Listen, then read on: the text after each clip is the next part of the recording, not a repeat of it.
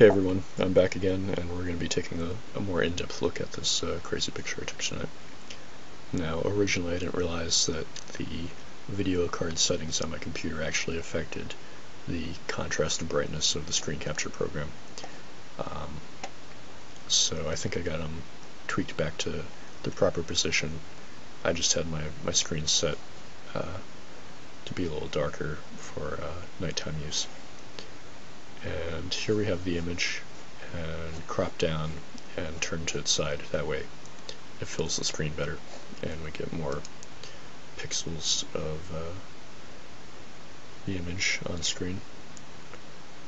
And basically we're just going to be playing around with it, and first we're going to increase the size. We're going to do a common step enlargement procedure where we just double the size a couple times. That way the scaling techniques give the best quality. To 3200, let's do. Now we're just going to fit back on the screen. And at first when I made this video, well, the original video, I just put the title Alien Fleet photograph next to the asteroid because I thought it was kind of funny, and I mean, it looked a little bit like an alien fleet, but then I actually uploaded the picture to Facebook, and I guess Facebook applies its own enhancement filters, and it really looked like something was there on Facebook, and as soon as I saw that I was like, oh boy, I better go back and do something about this. And we're just going to be applying a few basic filters. We're not even filters, we're going to be tweaking the brightness, contrast, the exposure, and that kind of thing. Let's start off with levels. Now, the reason why we're not going to be applying really filters for the most part is because the filters tend to have destructive effects, and we don't want compound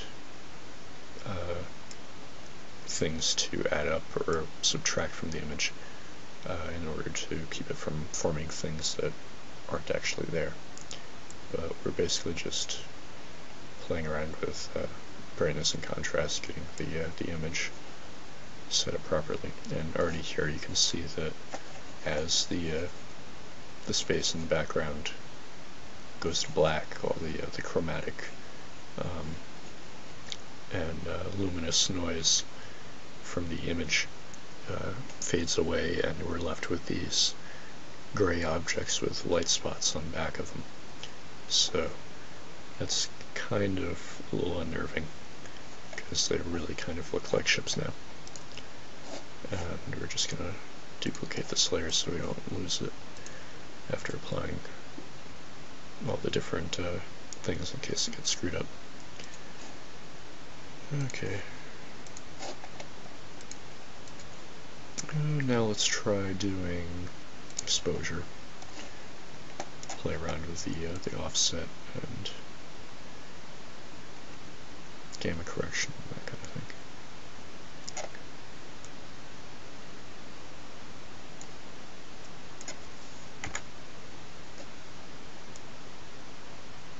You can see the different effects that these are having. Now it's interesting to note that when the brightness is really turned up, you see these like luminous strands of stuff, and I thought that was kind of really interesting because, I mean, what the heck could that be?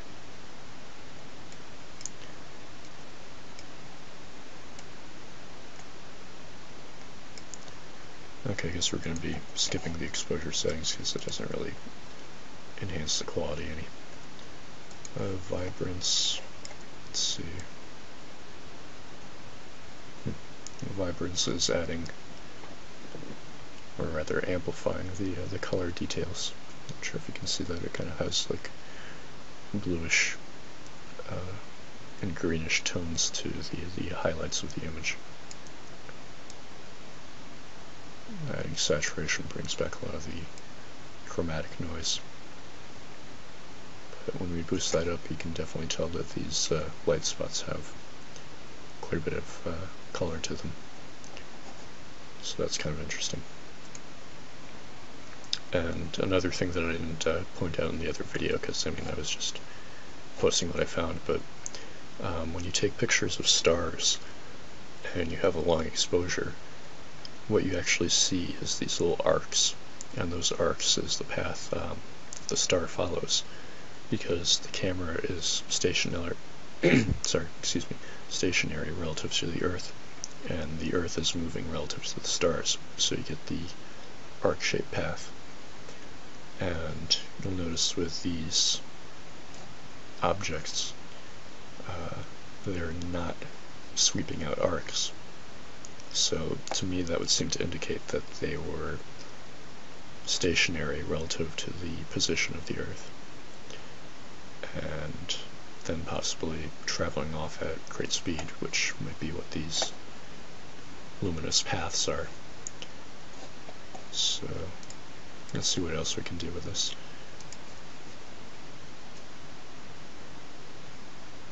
Brightness up, contrast up, a little too high.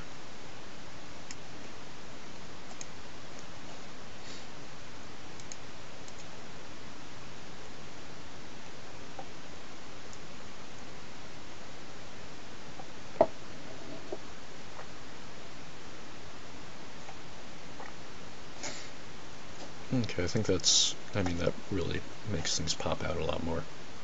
You can definitely tell that these have some structure to them. We're just going to duplicate this layer again. And now let's try some blending modes. I basically will scroll through the different options and see if there's any that really make things pop. It's a screen filter, color dodge.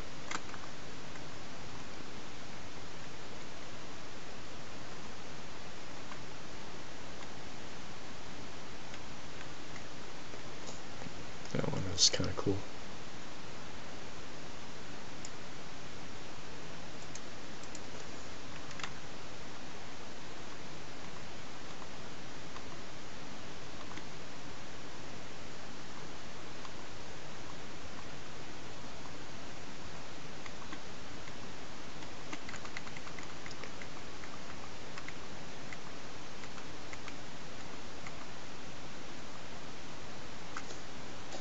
Okay, now we'll click preview to see the difference between them.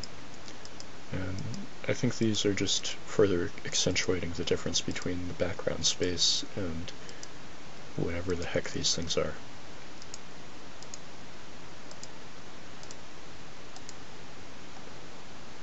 So let's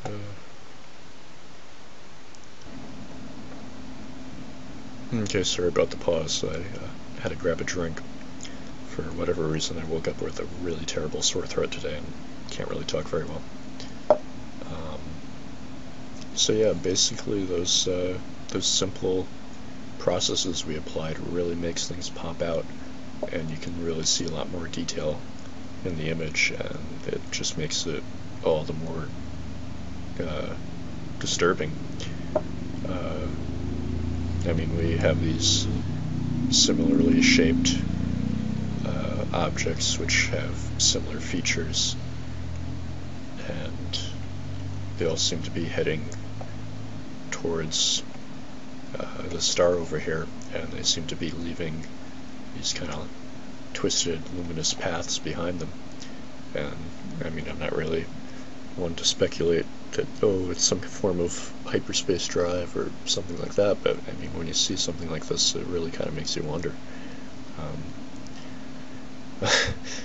It's just like something out of a freaking sci-fi show. But let's play around with this a little bit more. Just going to duplicate the layer again, move that up, and let's do some form of color processing filter. I'm not sure what I'm going to do yet. Maybe diffuse glow. No. Actually, diffuse glow might be good for trial and error. Radius down, glow amount. Wow, that right there really makes it pop. I mean, look at that.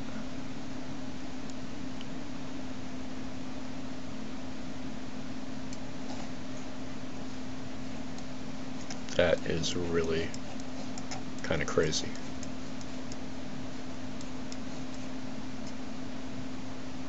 Because we have these different shapes with very similar features viewed from seemingly different angles.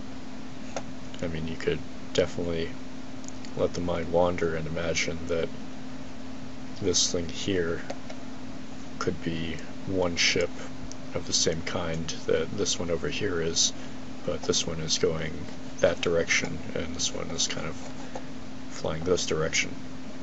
I mean, it's got a lot of the same features that is really kind of scary. And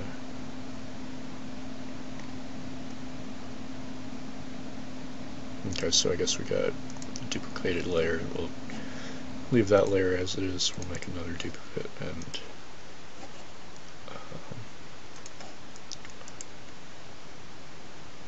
do some other filters.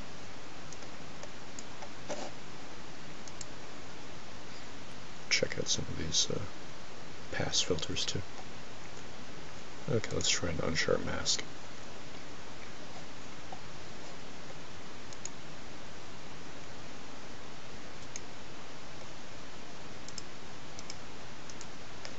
That just basically increases localized contrast. I'm going to try to avoid doing anything like that.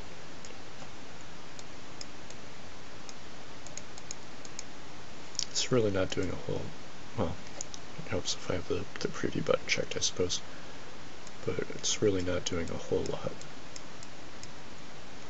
I mean, it is bringing up a little bit of detail, but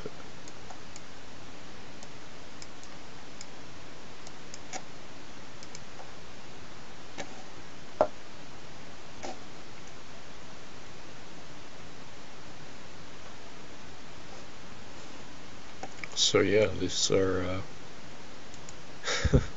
some pretty interesting things here.